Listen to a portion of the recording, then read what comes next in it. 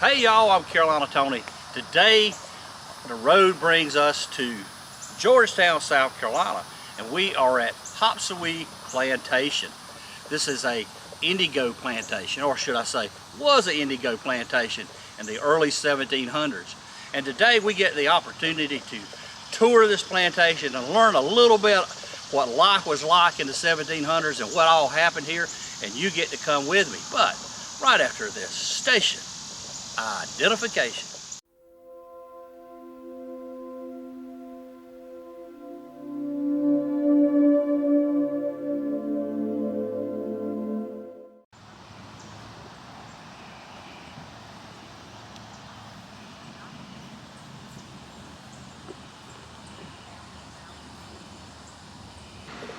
The word Hopsewee comes from two Indian words, which roughly translated means high water or at high water mark.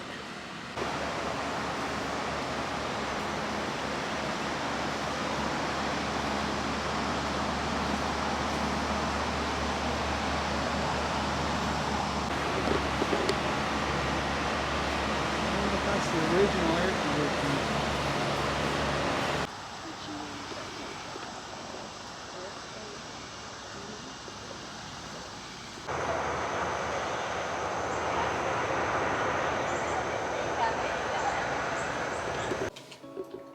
(1735 to 1740). That's the only date I'm going to throw at you, because dates bore me to tears.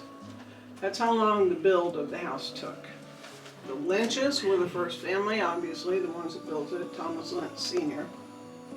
5 families have owned the house, and all 5 families lived in the house. The Beatties, the current owners, just moved out a couple months ago.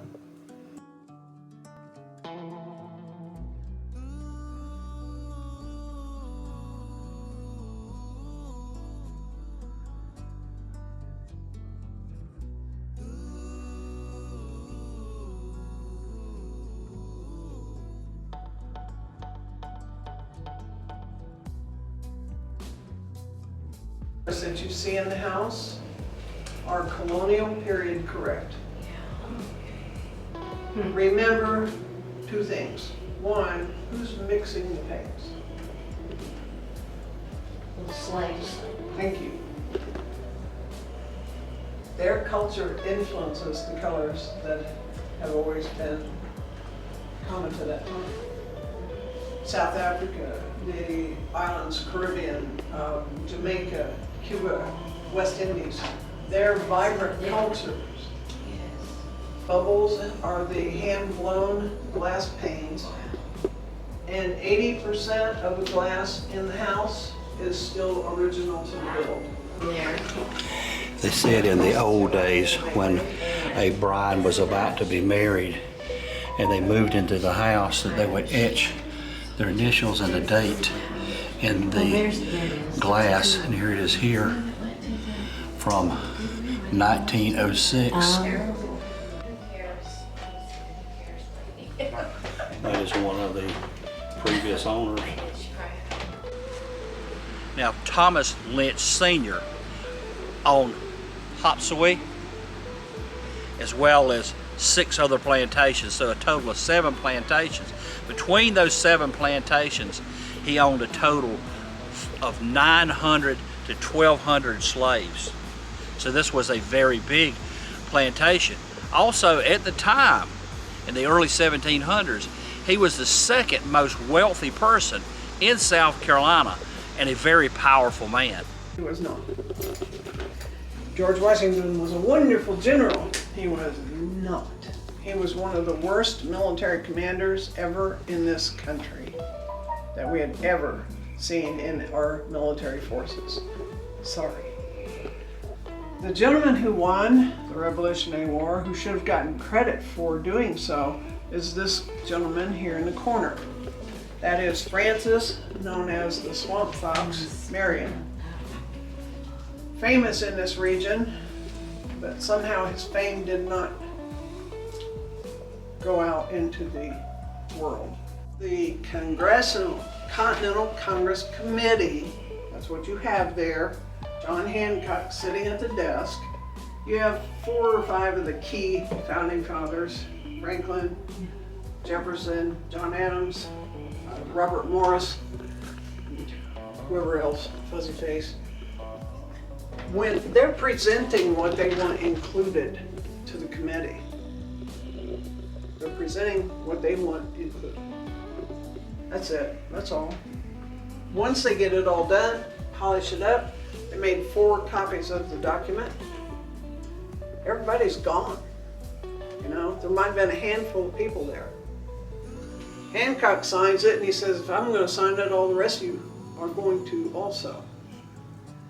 They took the copies by horseback, rode through the now states, not colonies anymore, and they started in the south and they worked their way north, and they still had to find these gentlemen because they were still hiding, because there were remnants of the British forces still looking for them to try to kill them. And this is the children's bedroom. The molding in this room is not as elaborate, however it's hand done, but it's dental molding, which required a lot less labor than the candle hand carved. I can't imagine sleeping standing up. All right, we're going.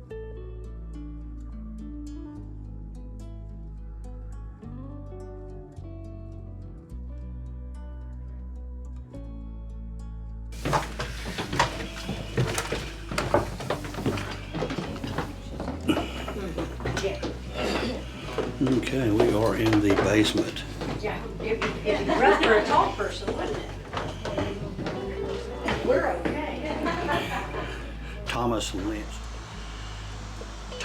Lynch Sr. became ill. His son, Thomas Lynch Jr., that actually inherited the plantation, took over for his father and was actually a signer of the Declaration of Independence. And if you're ever looking at the Declaration of Independence, you can see how the names are grouped. They're grouped that way because when they were signed, they were not all in the same place at the same time. In South Carolina, where you see Thomas Lynch Jr., there's a blank space. That was left in honor of Thomas Lynch Sr. that had passed away. This is a threshing sled. This was used to separate the chaff from the wheat over in Europe. These things date back to the 1600s, I believe. They say that these are probably the only 2 in existence in the United States. They had brought them over here to try to work by threshing rice, but it didn't work. And rice had a lot to do with that. Indigo was a cash crop, and it was a powerful cash crop, the first cash crop, but rice was way more powerful than that. We live in this wonderful new federal designation called the Gullah or Rice Corridor. That runs from North Carolina, about Wilmington, all the way down to Jacksonville, Florida. Tip of North Carolina, tip of Georgia, tip of Florida, all involved in rice cultivation. But the South Carolina coast, almost all of the coast, was involved in rice cultivation. And them 4 gals, okay, them 4 gals. God stick by chillin'. He got much a good thing, fling bout. He make them gal love hope, joy, and the peace for the help chillin' out. And I must love everybody, cause she jet the pain and the hurt. Hope ain't never nothing long as Anna mean them for good. And then what? And when Anna holding the hope in the hand, that joy gonna make them shout and dance. And I steady keep peace in the head, the devil ain't got no chance. And they got time for tarry. There plenty working the shall well for do. While Anna sending up the timber, them 4 gals to sing on a tree. All right, so that is in Gullah. There are 2 slave cabins that are left at Hopsewee. This would have probably been where the house staff lived, perhaps the servants or cooks. in this cabin would have possibly been up to 20 people that lived in this small cabin. No windows, just shutters for windows. 2 fireplaces on each side.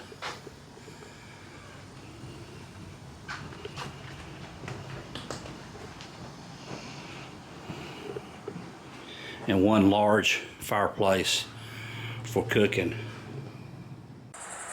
Well, that's going to end our tour here at Hopsewee Plantation near Georgetown, South Carolina.